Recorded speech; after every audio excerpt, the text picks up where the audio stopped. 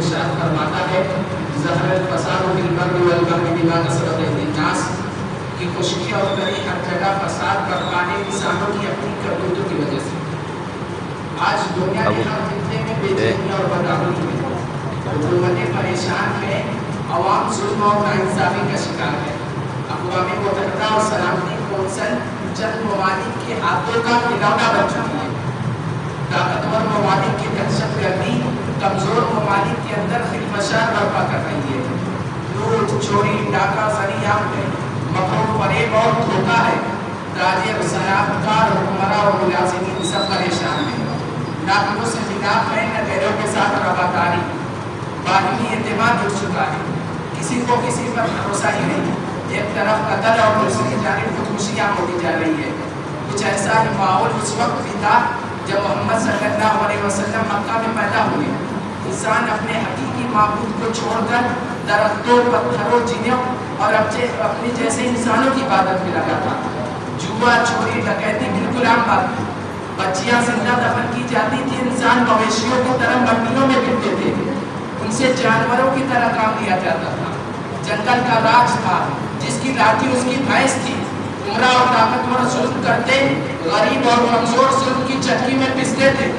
ایسے تاریخ دور میں محمد صلی اللہ علیہ وسلم کو اللہ تعالیٰ نے ایک آئیڈیل اور نمونہ بنا بلکہ آپ صلی اللہ علیہ وسلم نے انسانوں کو رب کائنات کی عبادت کا درس دیا، دلوں میں اللہ کا ڈر اور خوف پیدا کیا، آخرت کے برے انجام سے ڈرایا، جنت کی نعمتوں کی طرف بلایا۔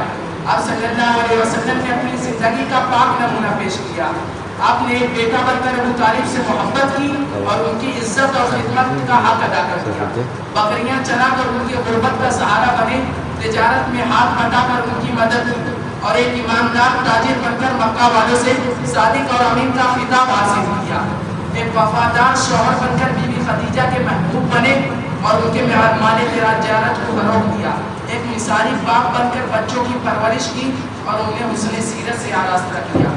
بیواؤں، یتیموں، مسکینوں کے ہمدرد رہے، اپنی پاکباز زبانی سے عفت اور عصمت کا درس دیا، اور جب منصب رسالت پر فائز ہوئے تو نادانوں کو کمر سے پکڑ پکڑ کر جہنم کی آگ سے بچا چلے۔ تبلیغ دین کی راہ میں ہر قسم کے مصائب کو صبر و استقلال کے ساتھ برداشت کیا۔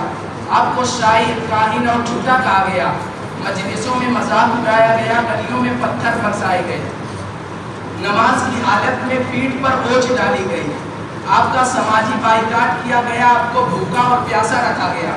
آپ نے اپنا وطن چھوڑا، مدینہ کی ہجرت کی، اسلام کے خاطر کئی جنگیں لڑی، اور جب مکہ فتح ہوا تو آپ نے ابو ذر غزر کی ایک تاریخ مرتب کر دی، اپنے جان کے دشمنوں کے لیے عام معافی کا اعلان کر دیا۔